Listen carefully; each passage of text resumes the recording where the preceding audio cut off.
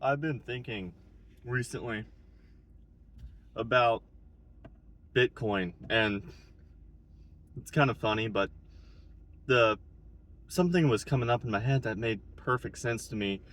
Bitcoin is very, very similar to a democratic government, and that sounds like, what in the world do these things have in common? They're not connected, but if you hear me out, there's a little bit to it.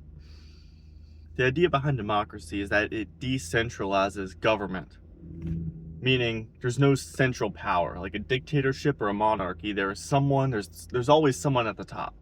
There's the big dog at the top, then you got some little dogs underneath, and you got the normal chihuahuas at the bottom.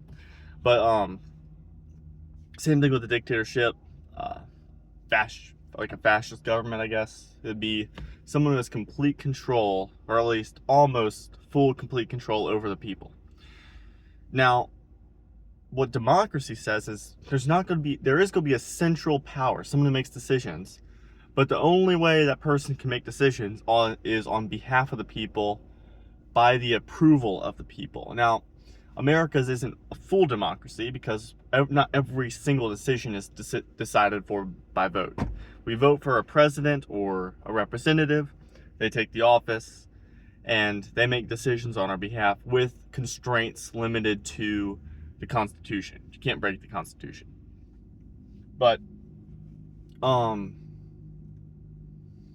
am I going with this? So, Bitcoin is similar in that there's no central holder of the currency. The guy who created it, no one really knows who he is, but he has no control over the cryptocurrency. No one has the ability to dictate what's going to happen with Bitcoin. There's a set amount of Bitcoin. It's about 21 million Bitcoin that can be mined. And it's every 4-year increment, it's cut in half. That amount that can be mined is cut in half, meaning there's still 21 million Bitcoin to mine, but the amount you get per out, this is where it gets technical, but the amount you get per mining session, if that makes any sense, or per return of the mining of Bitcoin, is cut in half. And that's important because unlike the US dollar, which keeps going down in value because they keep printing it, Bitcoin continues to go up in value. Well, until recently, but that's other issues. That's cycles and all that other technical stuff that happens with Bitcoin. But Bitcoin is not dictated by anyone, meaning the only people who have control over the price of Bitcoin are the people that buy it. If people say we want Bitcoin to go to $1 trillion, which is theoretically possible, I guess, but it won't, probably not, are the people who buy it. And that's important because what do people hate right now about the US dollar? It's that the Federal Reserve, keeps printing it to make up for debts they have to pay. And that's an issue because it caused the US dollar value to go down and inflation to go up. Bitcoin cannot be inflated. It's impossible to inflate Bitcoin because there's a set amount of it. And that's why Bitcoin has gained so much traction over the last bit. It's because the people have full control, have full choice over where the price of Bitcoin can and will go. If they want to go to zero, it'll go to zero. If they want to go to $1 million, it'll go to $1 million. It's just how Bitcoin is set up to work. And that's how democracy is also set up to work. Democracy is as successful as the people that are able to vote for it. And this is not anything about politics. This is purely connecting the dots between two things that don't seem connected at all.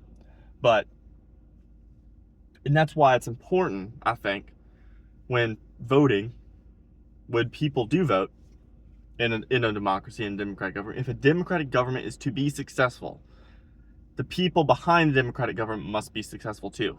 That's a prerequisite to a proper working democratic government. The people have to be intelligent enough to see between the lines, like determine who would be a better candidate here. They have to be loyal to a country. You can't have people voting who aren't loyal, because that will destroy democracy. It'll put leaders in who are bad, who will hurt the country. Those are some prerequisites for democracy. But yeah, really interesting parallel between crypto and democracy. And I don't know. If cryptocurrency is going to last, if cryptocurrency is going to make it, it's gotta outlast the US dollar, which the US dollar is the most powerful currency in the entire world. But if the government keeps doing what they are doing right now, printing and decreasing the value of this currency, and people start to realize, man, this is bad. People are going to buy Bitcoin, and Bitcoin's price is going to go up. And Bitcoin's price can never be inflated, meaning if more people keep buying it, it's only going to go up. If no one buys it, I guess technically it won't go down if no one sells it, but that's financial financial stuff. So, interesting parallel. Bitcoin in the hands of the people, democracy in the hands of the people. And I think we're going to see crypto in the next while take a huge hold, a gigantic hold, simply because of the fact that people love to make decisions. And they don't like people telling them what to do. Which currently the government's not even asking if they can print money, they're just doing it. And people don't like that. But I'm rambling on at this point with that, not getting any useful information out of it. So I'm going to go to the next thing, which is when to buy crypto. Bitcoin's weird because it's so predictable. It's almost uncanny how predictable it is. But I'll tell you why. If you look at Bitcoin trends, it'll skyrocket first. I think it's either 32 or 36 months, if I remember right. That's really high.